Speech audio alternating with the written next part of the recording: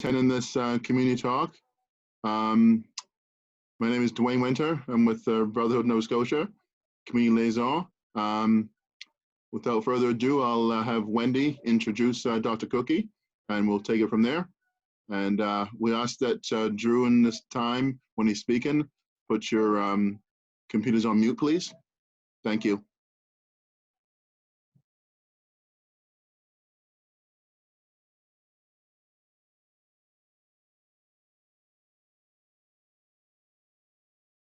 I think you're on mute there. Sorry about that. You guys can hear me? All right. So good evening. My name is Wendy Lee Wilson, and I'm going to be speaking tonight on behalf of the Nova Scotia Black Women's Alliance. And right now, we're a small group. It's myself and Marcia Hudson and Karen Hudson. Sorry, Marcia Hudson Ash, my apologies, and Karen Hudson and Dr. Barb Hamilton Hinch. So we're just a small group, but we're very interested in growing. We're new. We've been in the planning stages of putting together a Black Women's Conference in Nova Scotia, and we've been doing that in collaboration with the Men's Health League. And so we're interested in doing a needs assessment in the near future.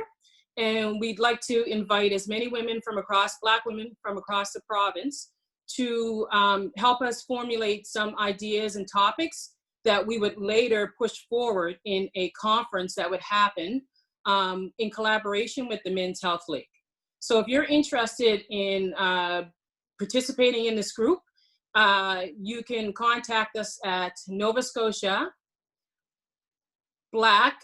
Nova Scotia Black Women's Alliance, and that's Nova Scotia Black Women's Alliance at gmail.com, and it's NS. I'll type it up in the chat. And next week, we're going to have Dr. Barb Hamilton Hinch. She will join us next week as our speaker. And if you're interested in joining next week, that would be great. And it would be even better if you could invite some other women to join in as well while Barbie gives her speech. Her speech. And Barbie is a professor at the School of Health and Human Resources, and we're so excited that she's going to be able to join us next week. So please tune in if you can, and invite other women to join in as well. So without any further ado, I would like to introduce our speaker for tonight. So his research interest, just a second, my phone just went on blink. So his research interests include schizophrenia spectrum and other psychotic disorders. He is involved in investing the neurobiological underpinnings of these disorders using MRI-based imaging techniques such as diffusion tensor imaging, DTI. He is also interested more broadly in the mechanisms leading to mental disorders from the transdiagnostic perspective. So I'd like to introduce tonight our speaker, Dr. Jacob Cookey.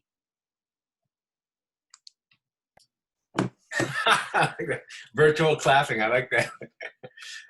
All right, so I'm Jacob Cookey. I'm a psychiatrist. I was asked to speak tonight a little bit, I think mostly on depression, because I understand Ron sent me a quick email, Dr. Ron Milne, who works for the Nova Scotia Brotherhood Initiative, that he did a focus more on anxiety and dealing with COVID and that type of thing. I'm going to do my best not to mention COVID, or at least as little as possible, but I'm always happy to answer questions or talk more about that, if it probably is on people's minds anyway. But and I also I'm going to try to keep this as short as I can, and so that we can spend most of our time just talking together and discussing, because I think it's more rich that way, and I'm hopeful that we'll learn more that way than me just talking at you. And so just to give a sense of what I do, I'm from Dartmouth, from here, born and raised, and I went to down med school and then specialized in psychiatry, and I work over at Cole Harbor Place where there's a community mental health clinic. Also work with the Nova Scotia Brotherhood Initiative and sit on the board at the Health Association of African Canadians, also known as HAC. Okay, so so I'll get started. I'm going to try and share my screen, and hopefully that works here. Host disabled attendee screen sharing. Okay, I can't share my screen, so I'll just talk through this. So, give permission. oh, I can get permission somehow. Yeah. Who's in power? Who's the powerful person here? I have a sense it might be Dwayne. No, Mario. It's Mario. Oh, Mario. I should know. I should know Mario. Always Mario. Mario, are you even listening? Yeah, try it. Try it now. You're not sleeping yet? Not yet. Try it. Click share screen. Oh, this is Rhonda. Hey, Rhonda. Click share screen, Doc. Can I do it now? Yeah. Try it. Okay. Boom. Can you guys see that? All right. So open it up a bit bigger. All right. So I always start with this just because, you know, there's a lot of words that are used out there just as we talk to other people. So in the lingo, but sometimes it means something different when you're working in the area or working with people more from the technical standpoint, from the medical standpoint. So I just like to try and clarify, if I can, some of these terms. What's mental health? So this is the shortest version I can think of that I tried to summarize. It's just the ability of your mind and your brain. So your brain and your mind kind of are part and parcel. I see them as kind of together as one, allow you to thrive and survive. So that's just the basics of what it is to be healthy. So what does it mean to be unhealthy mentally, or what we call a mental disorder is the official term that we use. So that just means when somebody's struggling with unusual or unwanted thoughts, feelings, or actions, so thinking, how you feel, your emotions, or how you behave, that cause some problems in your life.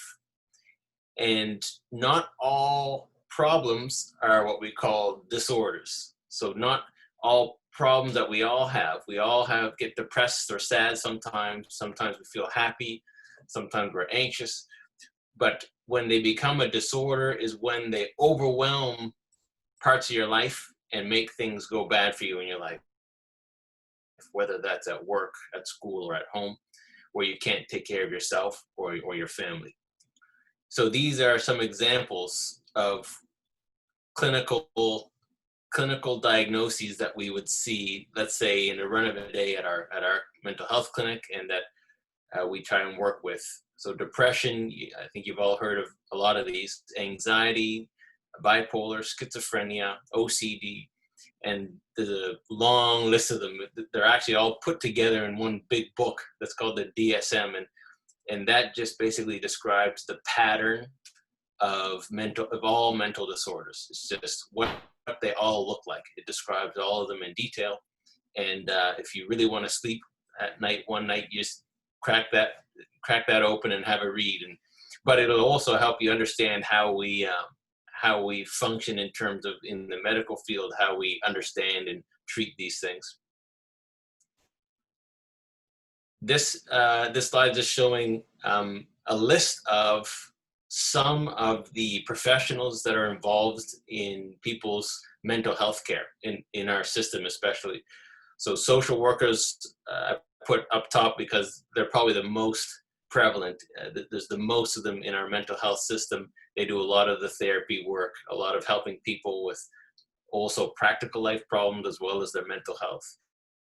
Family doctors, psychologists, pastors, occupational therapists have a huge role, in my opinion, in mental health, especially mental health nurses, psychiatrists, and recreation therapists. So, this also gives you a sense of there's a lot more to mental disorders than just the medical side. we have to address so many different aspects of people's lives when we're trying to actually help them. So this, we call it a multidisciplinary group because they're all from different disciplines. Diagnosis. So how do we put a label on someone when they're coming in? You know, I always struggle. It's always difficult to do this easily. You know, how do you wrap up all of what somebody's experiencing into just one or two labels? And the short answer is you can't do that, but we have to do that because we need to communicate with other people in order to try and help you as best as you can. And this is the best that we have so far. It's definitely not perfect, but it's the best we have. And it's important because when you do a pretty good job at getting the label right, often the treatment will go better and that person will end up doing better because we'll match them with things that might actually work for what they're struggling with. And in our world, in mental health, unlike some other areas of healthcare, there's pretty much no blood tests or imaging or CAT scans or x-rays or anything like that we can do to tell you what kind of mental disorder you have, because we're talking about a very high level functioning of the brain. And the brain is one of the more complex things known to mankind, to humankind. And this is part of the reason why we're further behind a lot of other areas of medicine in terms of being able to get a blood test to help us, because the brain is not that simple that you can just test a few things. It's a very, very complex beast. And so that also means in many ways, mental disorders are invisible. So it's usually the case that people are suffering with mental disorders in silence, sometimes feel ashamed about it and often don't share. And I can guarantee that you know many people, even within your family and friend relationships, who may have a mental disorder that you have no idea. These are some faces you might recognize, all of whom have struggled with known mental disorders. Michael Jackson, Ray Charles, both with depression. Michael Phelps, the US swimmer, ADHD, and Mel Gibson, bipolar and alcoholism. So they're very common, and you wouldn't necessarily know. And these are some myths I bring up sometimes in the Black community, because I hear this a lot, even in clinic. Even last week, I remember having a patient I was speaking about this with. Black people don't get mental disorders, as if we're a different breed or a different animal, or right? No, we're all humans can experience what we call mental disorders, and we know this because across the world there are people working in these areas, working with people who struggle with mental disorders. It's just not very highly reported in certain areas. Like, I remember going to Ghana at the hospital there for a while, and it's a different way that people talk about and understand these types of difficulties. A lot more shame, a lot more stigma in certain cultures. And that's true of even the Nova Scotian Black culture. I work, a lot of folks, our catchment area are the Prestons, Cherry Brook, and I see a lot of folks from the community, and a lot of times there's a lot of shame associated with it, but certainly easily just as common in that community as any other community that we work with. Second one is you have to be crazy to see a psychiatrist. That one I won't comment on, but if people want to talk, we'll talk more. But just to give you a sense of the types of things I hear, and also the third one I won't go into as well, but that mental disorders are some kind of punishment from God. I was actually working with someone from Thailand recently, and that was one of the things that they were worried about. So hopefully we can dispel some of these myths as we talk.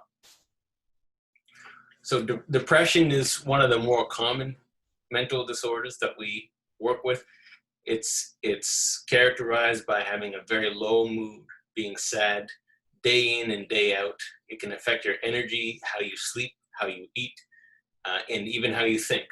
And it can affect how you think so much that you can start having what we call delusions or psychotic symptoms, where you can start believing your beliefs, your thoughts go together with your emotions. It's just a part of how human beings think. So when your emotions are so negative or so bad, you will start to think in a way that's in line with those emotions. So one example might be a lot of folks that we see who are depressed might somehow believe that they are responsible for harming other people, even when they've done nothing wrong. So they might take ownership of, let's say, some horrible thing that happened, even the most recent atrocities. I'm sure there are folks who are, actually, I know there are folks who are down, who connect with that much more than others because of how they're feeling somehow guilty for that happening themselves. And sometimes it can even present completely physically, that people can come in with what we think is caused by mental distress that completely presents only physically. For example, feeling very, very tired, feeling tremendous amount of pain, or even losing the function in some of their limbs, where after a period of time where we discover it has to do with some kind of distress or trauma, those physical symptoms resolve, they go away. About, just to give you a sense how common it is, about 1 in 6 people will become depressed at some point in their lives. That's a fairly solid, even conservative, I would say, estimate. It's a very common thing. This is an example of just within the course of 1 year in Canada, and this is, each line just represents a different study in a different year.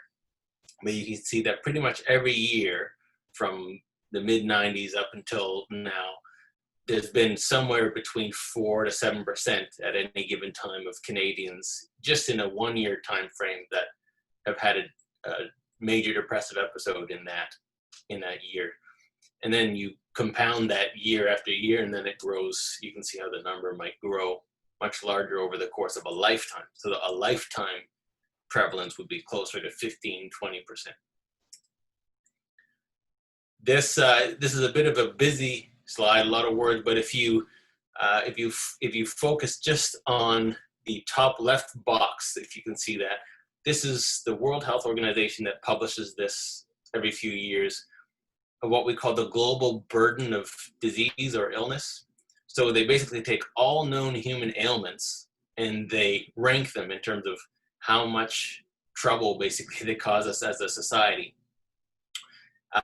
And some of them are no surprise, like respiratory tract infections and diarrheal diseases are consistently at the top, especially in the third world countries, in lower income countries, which is the top right box. But soon after, and then if you go down to the bottom 2 boxes, these are middle and high income countries like we're living in. The number 1 cause is, it's called unipolar. You can ignore that word for now. We can talk what that might mean later, but basically depression.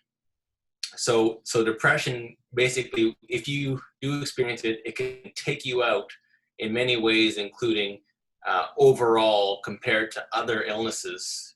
And this includes HIV, AIDS, heart disease, strokes, premature birth, low birth weight. So it just gives you an idea of just how brutal this set of disorders can be in terms of the effect on the world population. I said I wouldn't talk too much about COVID, but this kind of was hard to ignore. So this is what we're kind of worried about, especially what we're living through right now. This was a study back in what they call the Great Recession, but this is like 10 years, 12 years ago during the recession, and they studied depression rates before, during, and after. And the key numbers to look at are the 5.1, the 6.8, and the 7.6. So the 5 is before, 6.8 is during, and 7.6. So you can see that it got higher and higher each time they tested it, so that it was the highest after that economic recession. Right now, we're going through a far worse crisis, both from the medical side, but also from the financial side. So what we're worried about in mental health is the so-called echo pandemic that of mental illness. So what are going to be the after effects of all of this? People, losing their jobs, being out of work, not being able to exercise or function or even mourn for people. You can't even have a funeral for people you love. So it's going to have a tremendous impact on us as a whole. Depression in the Black community, and again, like as usual, a lot of this is U.S. data, but Black people in the United States are diagnosed less with depression, however, more likely to have longer and more severe symptoms, which actually they think has more to do with a lot has to do with the stigma, or just not being comfortable presenting to healthcare in general. If you are struggling compared to the wider population, there's a number of other reasons that we can get into, but it is important to kind of be aware of that, and I've certainly noticed that in the work I do. It can also be how you express the depression physically and verbally when we go to the doctor and we're trying to report or tell them how we're feeling, and if you're not comfortable talking about your mental health, you may say other things like I'm feeling a certain way or have the blues or something different that maybe the person in front of you isn't really picking up on. That could be another difficulty. So I put this in there, just practical ways or places to go if you are feeling that you need help. And so at the top, the number one there is, if you need help like now, within like minutes to hours, don't hesitate. Just call 911, call Mobile Crisis Team, which is a 24/7 service for all Nova Scotians if they're in a mental health emergency, if you're feeling suicidal, or if you feel like whatever you feel, if it has to do with your mental health, you can call that line. Anybody can call that line, or you can go to the emergency department. And so basically, all of those have to do with basically getting yourself or the family member or friend who's in crisis connected with another human who might be able to help.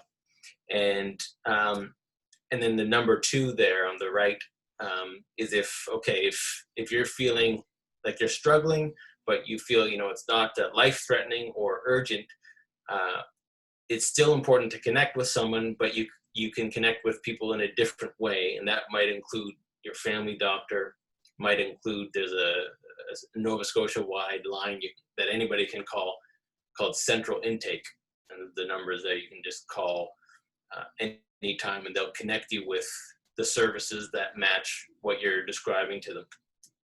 And then if it's not so bad and you're not so sure if you want to connect with official services, even then I think it's important to talk to at least somebody, friend, family member, pastor, clergy, imam, guidance counselor, whatever it is. And that alone may help you figure out whether you should take a next step or maybe connect more with people, or it might even be enough.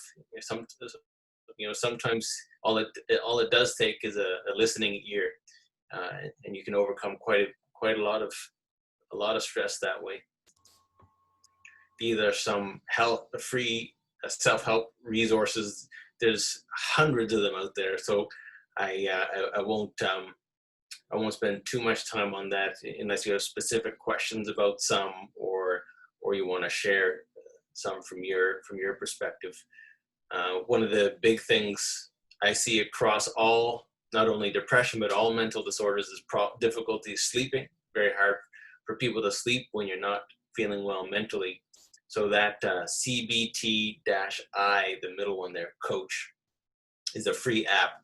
that can kind of help coach you through or train you how to sleep a little bit better with actually pretty good evidence that it can work at least as good as sleeping pills. And so it's ideal to try that first before going to the pills.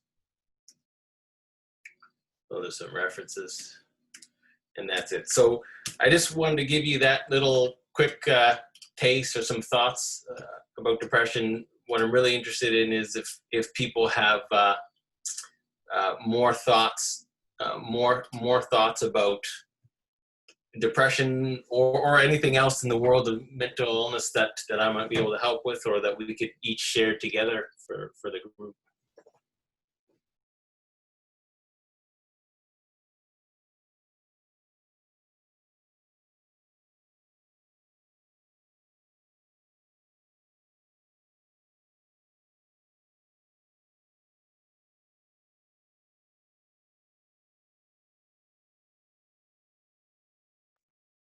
Hey, Doc, I'm not sure if you can see there's a question on the side there from Bernadette Hamilton in the chat. Yes, okay. Hold on there. Hey, Bernadette. All right. There's not been much positive feedback about contacting the mental health mobile crisis team in the past, as I have talked to several young people dealing with depression. Has this changed, or does anyone else have similar stories? Are the slides available after the presentation? Yeah, I'm happy to share slides for sure. Yeah, no problem at all. Yeah, so I hear this a lot, and definitely it's not an ideal service in terms of it's not always or not even often what you're looking for at that period of time. But what I tell people is this is all we have so far, and it's definitely worth fighting for more. But what I say is if you are about to take your life and leave this earth, it's better to talk to a dummy on a telephone for 15 minutes and that dummy change your mind, because even it could be a stupid thing they say, something silly, but that could be life-saving. And actually it is. When we study it, it is actually life-saving. It has reduced the suicide rate, and it has in many other countries across the world. Even low-income third world countries, it still works. And it's really set up so that at any moment you can get on a phone and at least have some contact with a human being. It need not solve your problems in that moment, and it almost certainly won't. There's no way somebody on the end of a line can understand the complexities of what goes into what is going on in your life at that time when you're being beaten by a loved one, or you're drunk and you're about to, try to attempt to hurt yourself seriously. There's no way that person can distract you, can speak with you, can listen to you. And we know the nature of suicide is such that it's almost always, not always, but most of the time, it's a temporary state of mind. It's a state of mind that if you can wait long enough, it will get less intense and less intense. For some people, it'll come back and go down and come back and go down, and they suffer. Some people suffer with it their whole lives, but it's rarely persistent to the level that you're actually going to act on it for very long. So that's kind of how I see it. It's just a fact that we have no other options, but that's how I see it, just as a tool to snap you out of a mind state that could end your life. Thank you. Doc, there's a question. Are you seeing an increase in suicide or suicidal ideation during this pandemic? Yes, so far we're tracking this. So far we're seeing a definite increase in what we were just talking about. So calls to this line. So there's I think it was in the realm of 20 or 30% increase in calls. I don't know the exact number, but it's in that realm, and we're expecting more. We haven't got to the point of, at least from what I'm aware of, knowing the full data on completed suicides, particularly as it relates to this, because at all times a year there's an underlying suicide rate, and it tends to be around 10 to 11 out of 100,000 people. And that's just across the board in Canada. It's about 4,000 or 5,000 people a year that commit suicide. So we're trying to figure out, we still don't know. We'll have to find out after the crisis, really, looking back, during that period of time or afterwards, did the suicide rate go up? So we will learn that information soon, but we don't know the suicide part of that yet. But the ideation for sure has gone up, and crisis calls have gone up. And I missed one up there. I will add that, Rhonda, health promoters to the list of providers.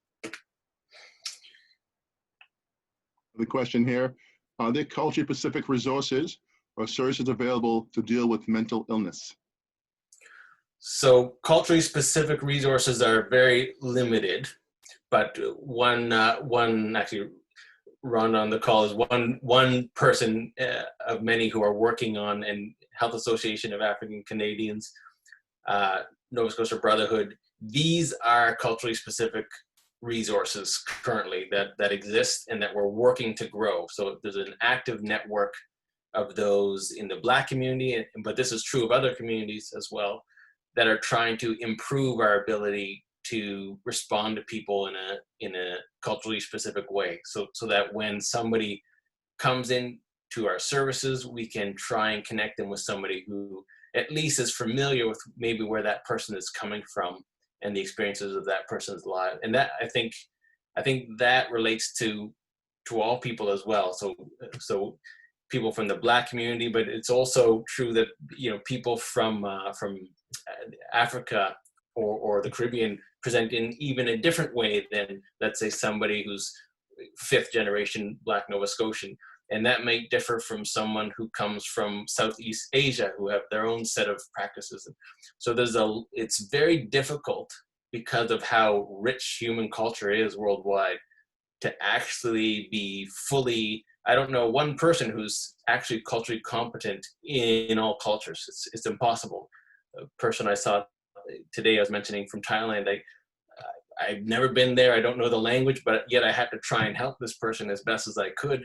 So I think what we can do, and if you're involved in healthcare at all, most is just to try and be a student of culture in general, human culture, and then knowing that when the next person you see, if you can see their name or where they're from, you can do your own homework and research about that person's culture and learn to try and deliver for that person the best you can with your ability. And over time, hopefully as a collective, we'll get better and better at that.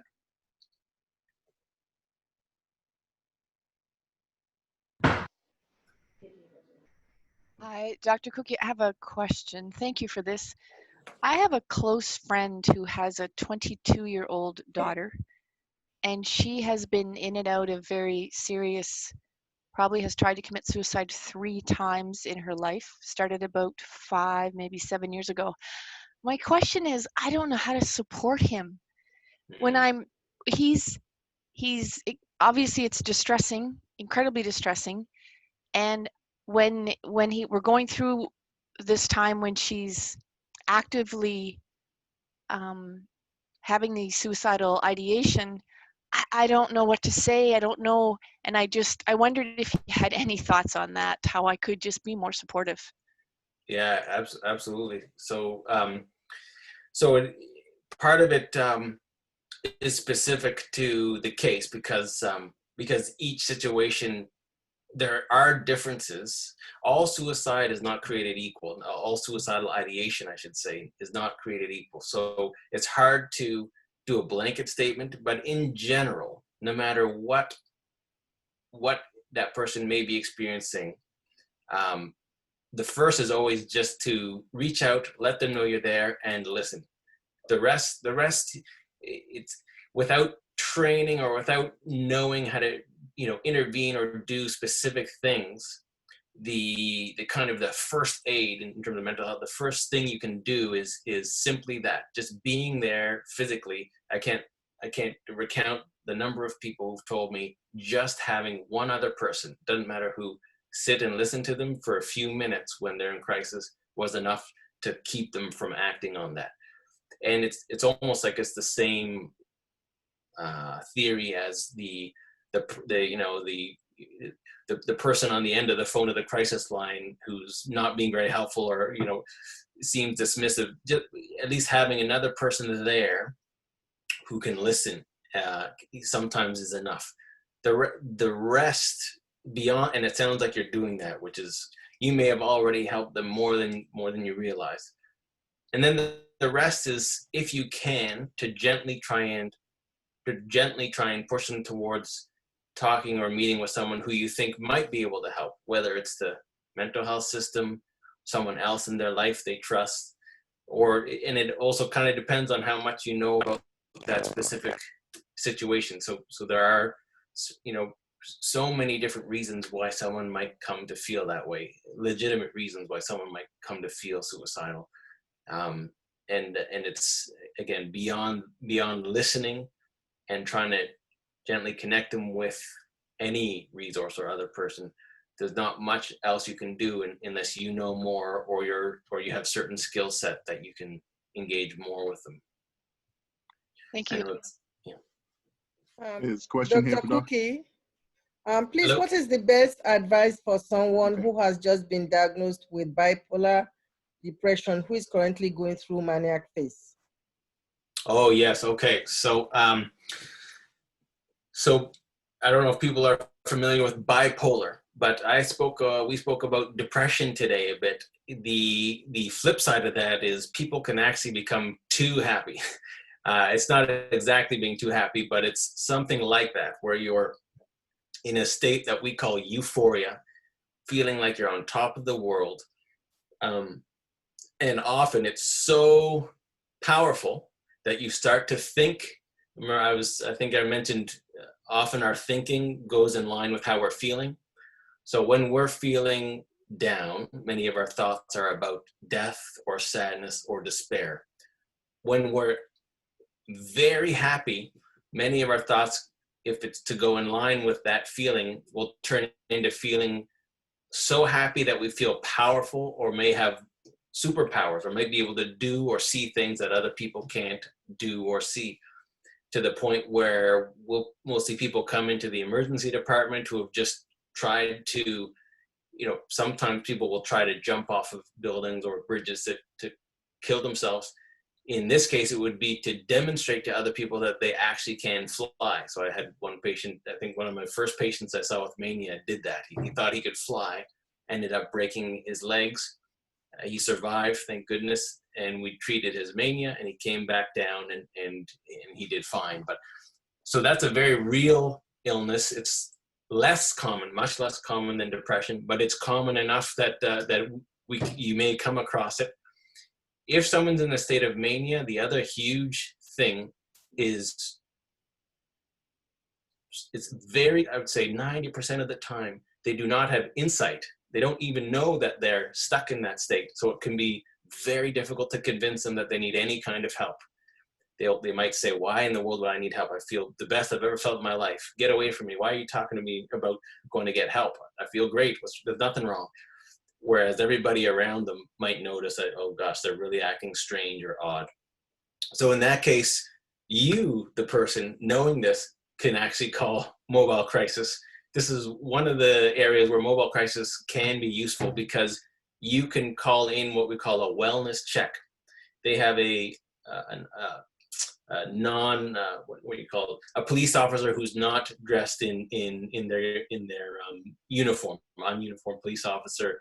They have a mental health worker and a team that can go to that person wherever they are and see. And if they are worried or see the mania, they can actually have the legal authority to bring them in. Because otherwise, as you know, none of us can force any of us against our will. And many times that becomes the issue, especially in someone in a manic phase. So it's, unfortunately, sometimes it does have to come down to calling, or it could even be 911. They get those calls quite frequently that, I'm really concerned about this person's safety and well-being.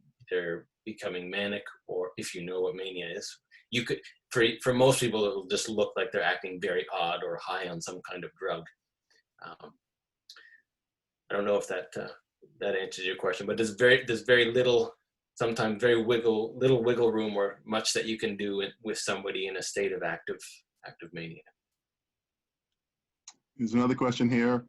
I'm surprised about your observation that people in the Preston's area are in denial about mental health. Having spent much time in these communities, I'm wondering if we are seeing an Afrocentric approach to mental health as opposed to a Eurocentric approach. For example, those with mental health concerns are still full participants in community life as opposed to being marginalized. I think these observations are worthwhile for further study. Yeah, that's very interesting. Well, I think that last line says it all, Gladys. That I think we need to study this more, because this is just purely, like I said, observations. I see in any given day, you know, a number of folks from the Preston community, and I wouldn't say the people I see are in denial about the mental health. Just that by the time they come see me, unfortunately, it's and this is what was shown with that U.S. Data with the Black community in the U.S. is that the severity or how bad the depression or other mental disorders are by the time they see us is higher than the wider population, often because they wait, you know, the wait period is longer.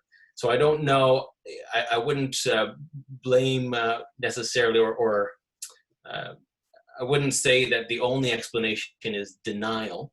I would say that there's lots of reasons. One of them could be stigma. Well, stigma. So how that's just thinking that mental disorders might maybe not apply to the Black community. So I've heard that from a few people. It might also be distance. So I've literally had folks walk from East Preston to the clinic because there was no bus service, which is ridiculous. And so that alone, the distance and the what's available to that community in order to access services might be it. Cost, so medications cost money. So another thing is, unless there's coverage, generally the Black population in Nova Scotia, and this is well known, make less on average than the broader population. Black women even less than Black men. So that data is out there and available to the public, and so that's another issue. I could go far beyond that, but there are layers of reasons why that might be the case. And I think you're exactly right. We really need to start to study that locally and understand it, because, you know, most of the time we're reaching down to the U.S. data, and there are some differences here local in Nova Scotia that I think do matter and will help us treat the community in a more effective way.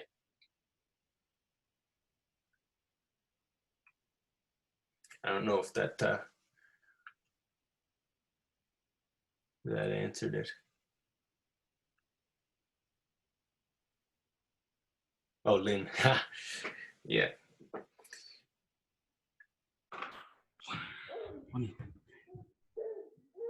Hey, Dr. Cookey. I got a question for you, and it's around post-traumatic slave syndrome. I know that post-traumatic slave syndrome isn't in the DSM, but have you ever dealt with someone experiencing post-traumatic slave syndrome? And also, would you want to explain that to the audience, just briefly? Yeah, so that's a very complex construct or topic that that I know you and I talked about, Mario, and I have my own kind of theories about it, and I'll just give a hint of how I understand it or see it. And so he's talking about, with 400 plus years of slavery, generation after generation of intense suffering or difficulties and trauma. Can that layer on top of each other? So me, if I was a slave, I experienced a lot of horrible, painful, traumatic experiences and had a son. Would that son, because of my experiences, experience a higher risk or more difficulties with his mental health than me, and then his son's son, and then his son's son? And and we're still very early in trying to understand or figure that part out, because as you can imagine, there's so many, in science we call them variables, so many different variables or things that can go into what make up somebody's mental health. Because like I said at the beginning, the brain is one of the most complex things known to humankind. So it's really hard to make that case.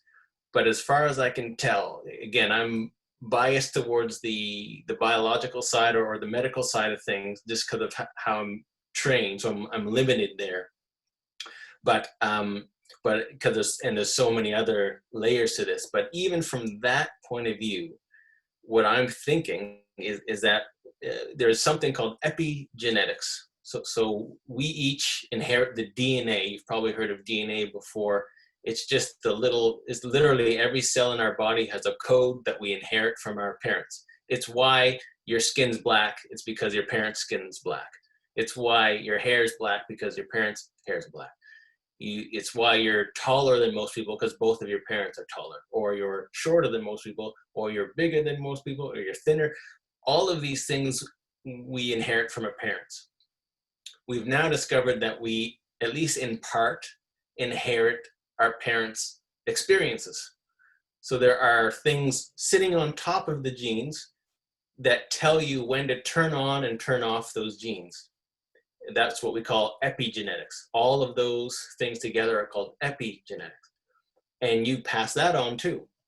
So it's possible, and this is just my personal theory, and I'm hoping someone will really look into this, but it's possible that my suffering can be passed on biologically to my son through epigenetics, and that son, then depending on his lived life, can then pass on his experiences in some way, even biologically. That's just the basic, simple biological. On top of that, there are multiple other layers, like how you speak or interact with your son. It's so different from culture to culture, people to people.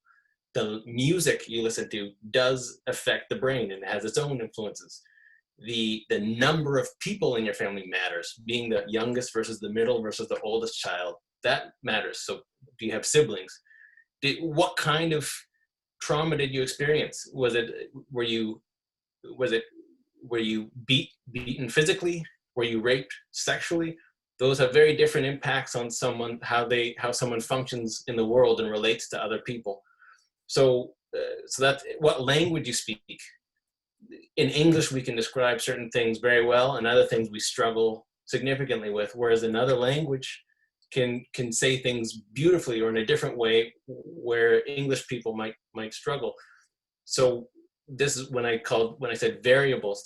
Those are just a handful of the hundreds, maybe thousands of variables that go into this very complex thing that we call. And that's not only true of post-traumatic slave syndrome, that's also true of depression, which is what we've just been talking about. All of these things have all of those because we're human, right? And these are all aspects of what it means to be human. So that's the best I can do with that. So question here. So how similar is post-traumatic slave syndrome to PTSD?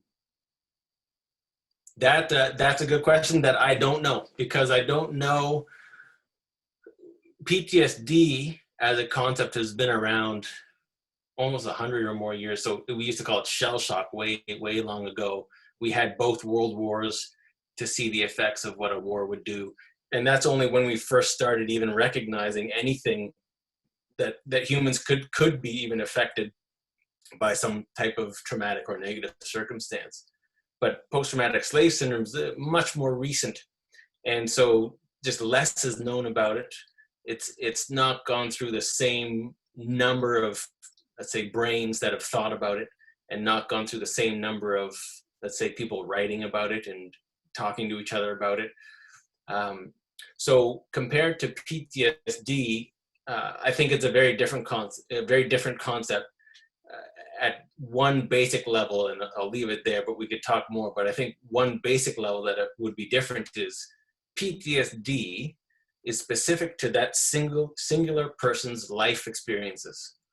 so you, Dwayne, if I'm talking to you and somebody came up and tried to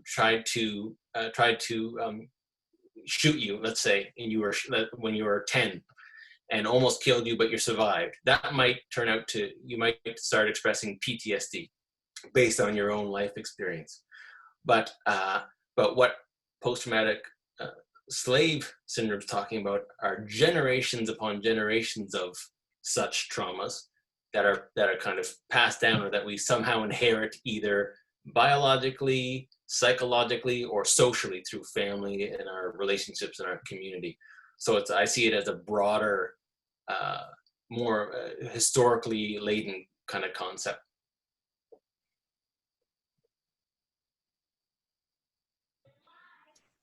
There's a question here, Doc. Thank you for talking about epigenetics. Jacob, is there a way to reverse the impacts of this generational trauma in our DNA on an individual level?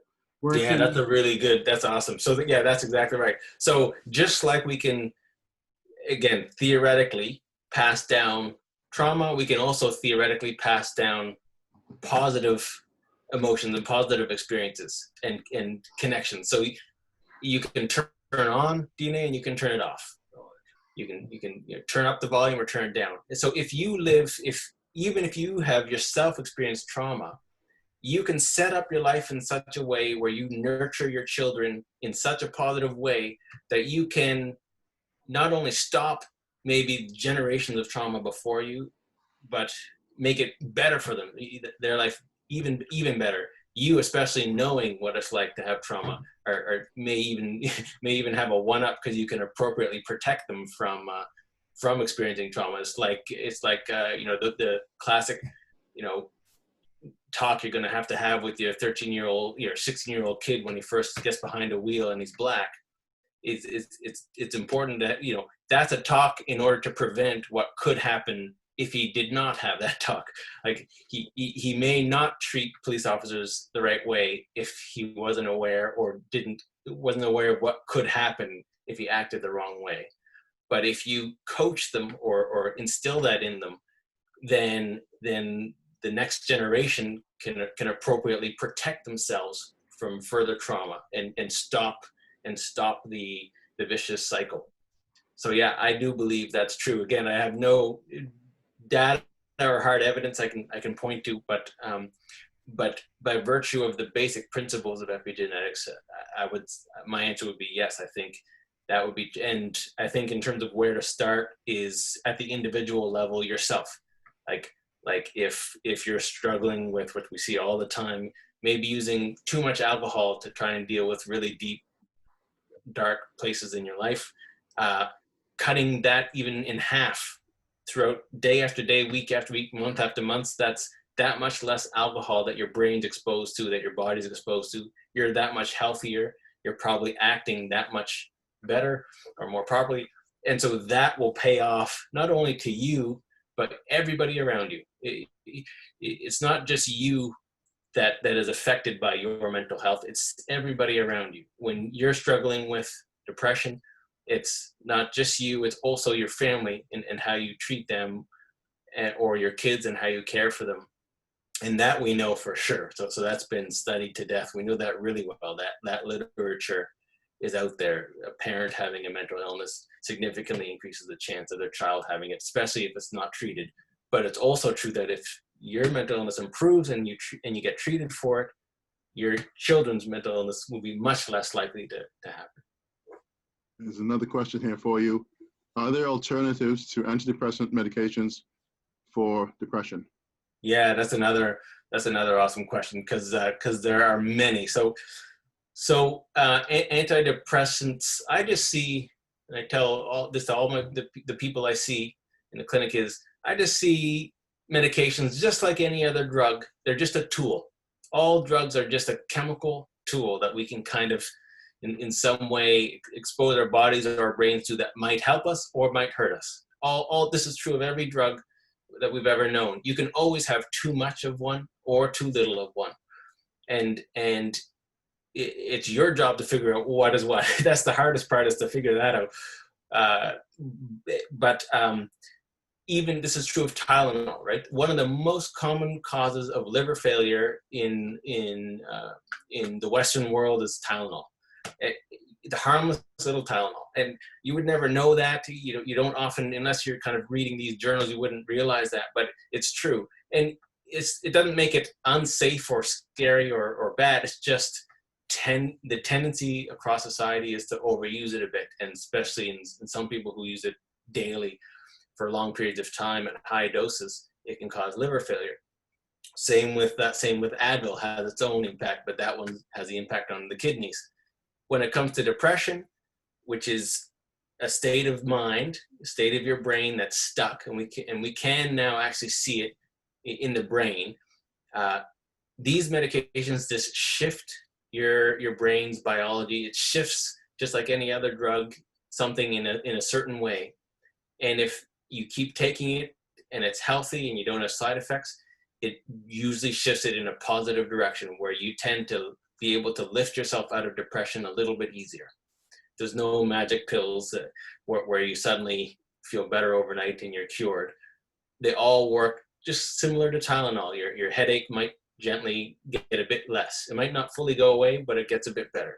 Or it's like blood pressure pills. Your blood pressure pills, if you take a certain milligram, it might help a little bit, but maybe not enough where you have to take a bit more and it'll work. But there's other things you can do to treat all of our conditions like blood pressure and depression other than the pills. And that's things like, one of the big ones that we're learning now is exercise. So that's just one of many examples. Running or biking or yoga or swimming or weightlifting, any of these things that you do, at least the magic number seems to be 3 to have this effect I'm about to describe. 3 or more times a week consistently will release in your brain a growth factor called BDNF, brain-derived neurotrophic factor. You don't need to remember the name just to know that it's something positive that nurtures your brain's health and neurons to grow.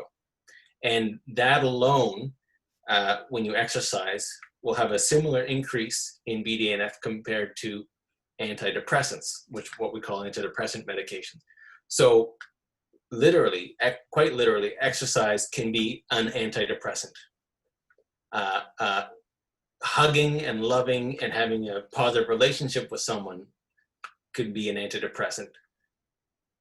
Cutting down on alcohol can have antidepressant effects. Going to bed and waking up at the same time, or at least similar times consistently, can have antidepressant effects. And we could go on and on, but you get the idea. It does matter what you do with your body in your life and its impact on your brain. And so much so, like it's almost getting ridiculous how close the connection is. You've probably heard of probiotics. We're now doing studies where we're taking feces, poop, out of one person and putting it into another person because it works for depression. It's yeah. People shaking their head. I don't know, but that's how ridiculous, how close the connection is between your gut and your brain, your body and your mind. Unbelievably close connection. So yeah, there's many other antidepressants than just pills. Pills is just one of many tools available to us. Yeah. There's another question here for you. Given that we have very few resources for our community and the government has released $315 million to support organizations to deal with issues caused by COVID-19, is there any thought to the Black community coming together to apply for money to support mental health initiatives? Yeah, that's a good one. There's actually, I think there's 2 people, as far as I know. I know Ingrid Waldron recently got a grant, and there was, I think, one other group from the Black community. There's a couple recent ones that were successful, and they're putting towards these issues. And on top of that, there's a lot of us constantly trying to monitor some of these funds and collect them and push them towards positive directions. Not particular to COVID-19, but last year, Barb Hamilton Hinch, and she can tell you more about it maybe next week, she'll be on, I hear, next week. She led a group and that I've been part of as well, that got $75,000 towards trying to help those who were incarcerated transition back out of incarceration in a healthy way, with also a mental health focus specific to the Black community. And we're hoping to get up to $600,000 over the next three years. So yes, there's definitely organizations that I know I'm part of, and others that I'm not part of that are gunning for some of these funds. But there's always, even though it sounds like a lot, there's always a limited number of money that a large number of groups are going after, and so it is quite a difficult process and very competitive. But yes, it is something that's happening, and this one I have to take a closer look at, because I didn't even know about that particular pot of money that hopefully we can look at. I got a question for you, Doc. You know, we have a brotherhood. Do you think now is the time for an establishment for a sisterhood or a Black community health organization? Yeah, that's a really good question. I'm always like, I don't know enough about it to give a good answer of what's the best way to deliver care to the Black community. Other people are probably going to be much better at answering this, but you know, I always go back in my mind. I remember the arguments back during segregation. I don't know if, you know, schools where there are Black schools versus white schools, and what's better, you know, and where do you divide? Like me, I'm half Black and half white. Where do you divide me to like? It's so difficult for me to make sense of what's the best way to provide services for a community with unique needs, with a very unique set of needs, like our Black communities that need better services. But at the same time, I don't want them to be separated, or because sometimes separating can stigmatize more. I'm so worried about the broader community kind of, oh yeah, no, just go there to those services. That's where they'll help you people, right? I always have that gut instinct, you know, because obviously I grew up here, I experienced a hell of a lot of racism, so I know how people think, right? And just, it's always something that I just don't know enough to figure out. So, and unfortunately, I don't have a good answer. Just that I'm always wary of trying to figure out what the best.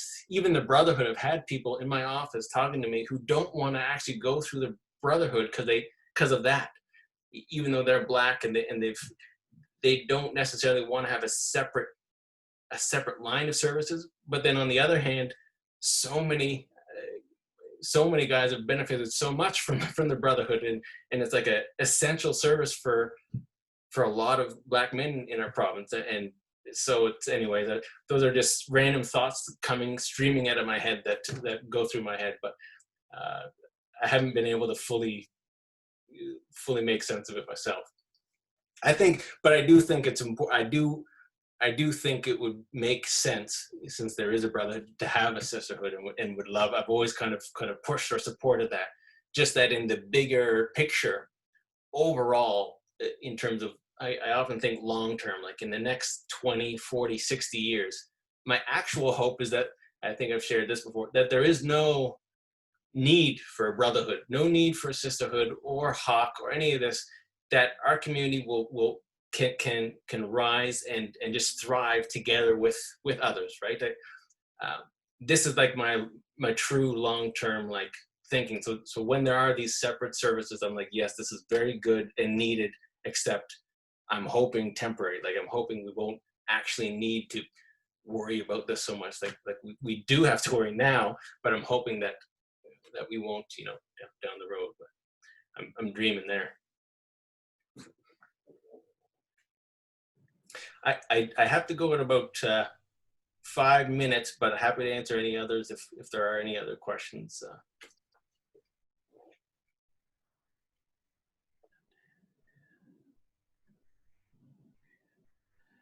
Oh yeah, okay. It's a compliment. There needs to be a more represented. Yeah, okay, beautiful. Yeah, so Rhonda just summarized what I said in like 5 minutes in 3 sentences. So yeah, that's exactly it. So increasing our capacity and representation in our existing services would be just, yeah, I would probably cry if that was, so that would be beautiful if that was possible. Yeah, I think that's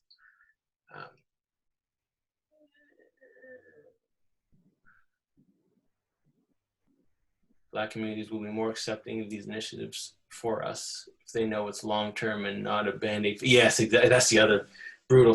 Most of the good work that we're doing is so temporary. Like with these grants, it's like three months, 1 year, 3 years, with which are exactly what you said. They're Band-Aids when we really need a much longer time horizon for all of these. Like we're so stuck in these short time periods that we're trying to do as much work as we can in very little time, which is completely counterintuitive. It's exactly what we don't need. We need long-term solutions to all of these.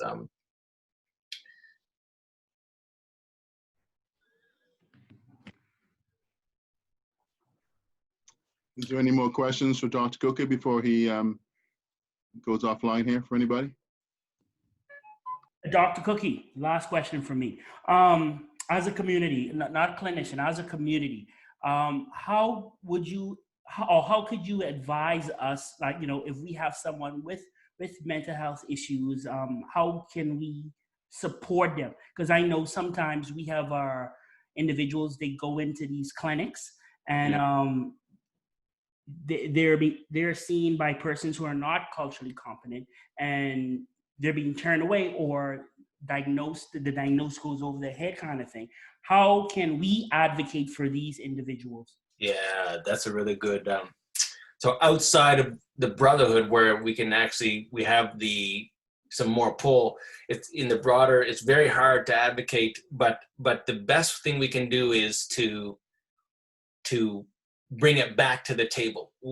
There's so many different circumstances we could talk about, but whatever the case, you're right. Often things are dismissed or not treated as seriously for all kinds of reasons. But often it's, you know, a lot of people aren't, if they're not culturally competent or comfortable talking to folks from the community, things can get missed.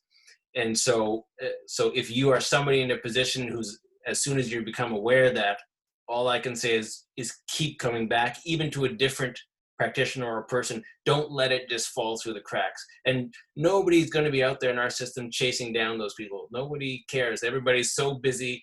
So I think this is where I really try and push people, like, be as your own biggest advocate, no matter what you've gone through, especially as a group. I think there's a tremendous resiliency. And I think part of that is, okay, no, I'm going back and I'm complaining again about this and again about it. Let them deny me 20 times and I'll come back 21 times until it's treated. Because the mistake would be to oh, okay, they think it's nothing, maybe it is nothing, because we always second guess ourselves, right? So, and you know, they're a doctor, or, you know, some big, you know, person, and, you know, what do I know?